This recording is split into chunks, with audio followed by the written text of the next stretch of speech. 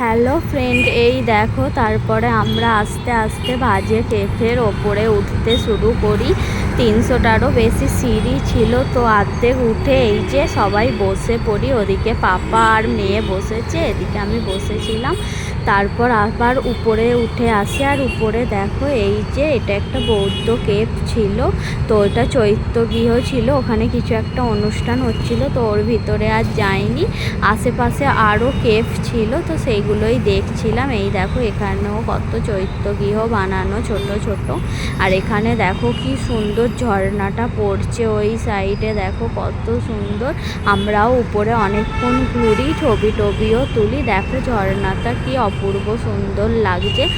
আর এই যে চারিদিকটা দেখো খুব পিছল পাথরের হচ্ছে, আর যেহেতু বর্ষাকাল ঝর্ণাও পড়ছে, বৃষ্টিও পড়ছে, তো আস্তে আস্তে দেখে নিচের দিকে নেমে আসি।